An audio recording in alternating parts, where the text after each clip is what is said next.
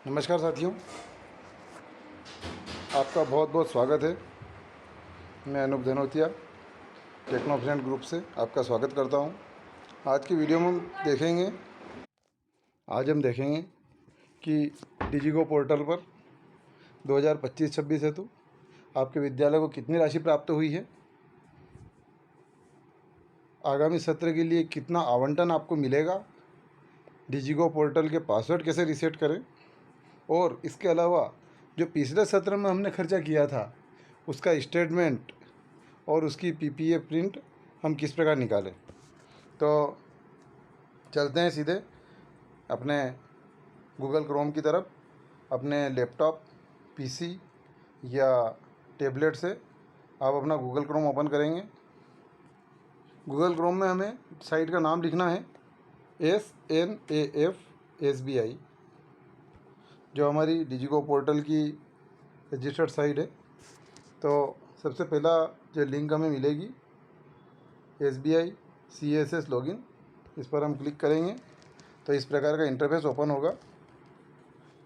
साथियों, आप सभी के पास पिछले सत्र के जो BRC द्वारा प्रदत्त किए गए थे वो SBI डिजिगो के लॉगिन ID सबके पास उपलब्ध हैं। यदि आपके पास उपलब्ध नहीं है तो अपनी BRC से संपर्क करके आप ये प्राप्त कर सकते हैं अपने जन शिक्षक के माध्यम से। अब यहाँ पर सबसे पहली बात है कि इसमें पासवर्ड अगर हमारे पास नहीं है तो हम पासवर्ड कैसे रीसेट करेंगे। तो पासवर्ड रीसेट करने के लिए यहाँ पर एक नीचे एक लिंक दी हुई है फॉरगेट पासवर्ड की। फॉरगेट पासवर्ड पर क्लिक करेंगे तो इस प्रकार का जो इंटरफेस ओपन होगा। यहाँ पर हमें SMS पर क्लिक करना है और यूज़र नेम लिखना है अपना, जो भी अपने को यूज़र नेम उसके द्वारा दिया गया था BRC के द्वारा। इस प्रकार से जब हम ID सबमिट करेंगे और सबमिट का बटन दबाएंगे तो यहाँ पर हमको एक OTP प्राप्त होगा।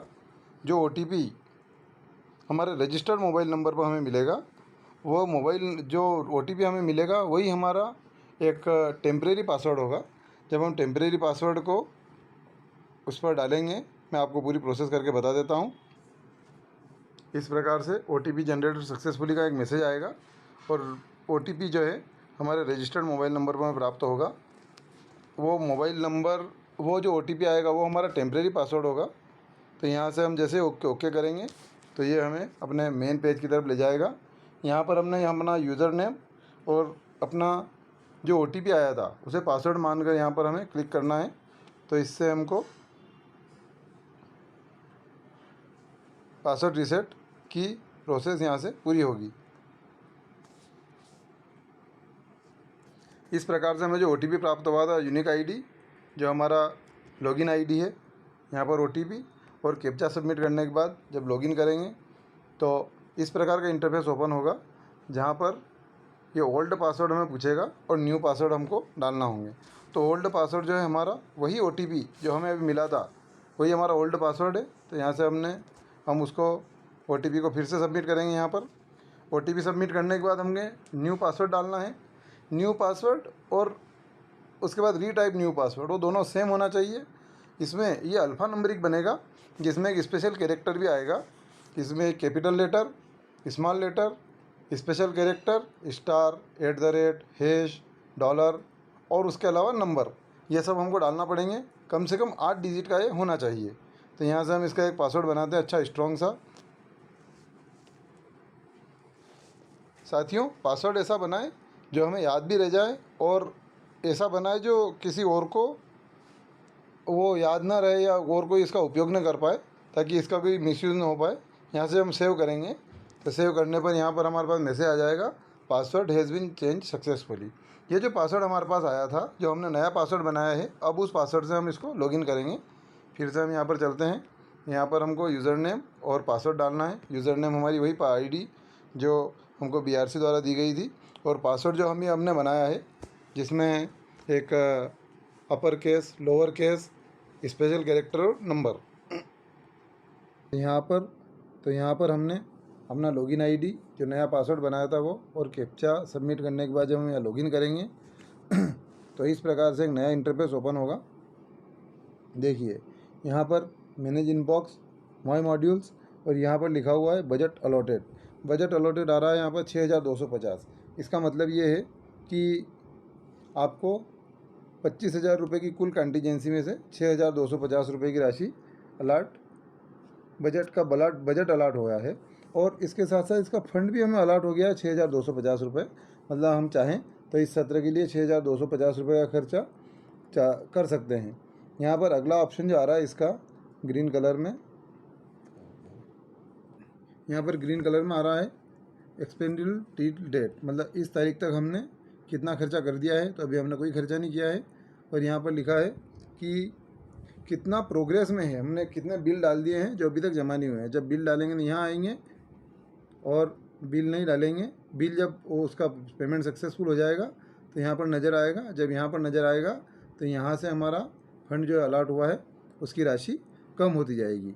इस प्रकार से इस साल जो राशि हमें प्राप्त होना है उसका 25% राशि हमको यहाँ प्राप्त हो चुकी है। मतलब कि अगर 6,250 रुपये प्राप्त हुए हैं तो हमें 25,000 प्राप्त होंगे। यहाँ पर अगर 2,500 रुपये प्राप्त हुए हैं तो हमें 10,000 प्राप्त होंगे। और यहाँ पर अगर 12,500 प्राप्त हुए हैं तो फिर हमको यहाँ पर 50,000 की कंटीजेंसी प्राप्त होगी। तो इस तरीके से हम अंदाज़ लगा सकते हैं। इस तरीके से हमको ये मालूम पड़ेगा कि हमारे विद्यालय को कितनी राशि इस बार मिलना है। अब हम बात करते हैं पिछले सत्र के में जो हमने खर्चा किया था उनके पीपीए शीट स्टेटमेंट निकालने के बारे में। तो उसके लिए हमको यहाँ पर दो ऑप्शन नज़र आ रहे हैं, मैनेज इनबॉक्स और मोर मॉड्यूल्स। तो यहाँ से हम मैनेज इनबॉक्स पर क्लिक करेंगे।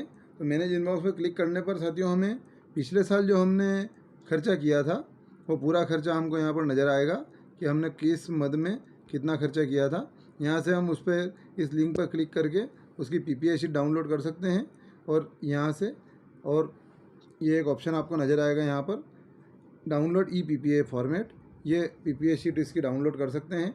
यहाँ से डाउनलोड करेंगे जो एक्सेल शीट जो पीडीएफ रीडर में हमें प्राप्त होगी और उसका हम प्रिंट आउट निकाल सकते हैं। इसके अलावा यदि हमें पिछले साल की आय जो पिछले 3 साल से डिजिगो पोर्टल पर हमें राशि प्राप्त हो रही है तो उसमें जो इनकम हमें हुई है, जो पिछले साल का आय व्यय हमें निकालना हो तो व्यय किस प्रकार निकाला है हमने मैनेज इनबॉक्स से निकालना है। और यदि हमें आय कितनी हुई है इसका स्टेटमेंट हमें निकालना है। तो यहाँ पर हमें एक और लिंक नज़र आ रही है माय मॉड्यूल में, इस पर क्लिक करेंगे तो यहाँ पर मैनेज इनबॉक्स, डैशबोर्ड और माय मॉड्यूल नज़र आएगा। या डैशबोर्ड पर जब हम क्लिक करेंगे तो यहाँ पर इस प्रकार का इंटरफेस ओपन होगा जिसमें डीडीओ डैशबोर्ड जो है इस पर क्लिक करेंगे तो यहाँ पर हमारे सामने इस प्रकार से एक ऑप्शन ये शुरू हो जाएगा जिसमें यहाँ पर लिखा है 25-26, यहाँ पर विद्यालय का नाम और स्कीम। तो यहाँ 25-26 में हम जो जिस साल का हम चाहें उस साल का स्टेटमेंट मान लो 24-25 का निकालना, 24-25 का निकाल कर या बजट अलॉटेड पर क्लिक करेंगे तो 25-26 में हमारे विद्यालय को कितना बजट कौन सी मद में मिला था, ये हमको यहाँ पर किस तारीख को मिला था, यह सब हमको यहाँ पर जानकारी प्राप्त हो जाएगी। तो इस प्रकार से पिछले साल के जो हमें कैश बुक लिखने के लिए आय व्यय निकालना होता है तो आय व्यय निकालने का सभी जानकारी, आय व्यय के सभी स्टेटमेंट हम यहाँ से आराम से बड़ी आसानी से निकाल सकते हैं। और इस सत्र के लिए जो 25% राशि आई है उसका खर्च भी कर सकते हैं। धन्यवाद साथियों, वीडियो अगर पसंद आया हो तो लाइक करें, चैनल को सब्सक्राइब करें और आप चाहें तो हमारे व्हाट्सएप ग्रुप से जुड़ सकते हैं जिसकी लिंक मैंने डिस्क्रिप्शन में डाल रखी है। जय हिंद, जय भारत।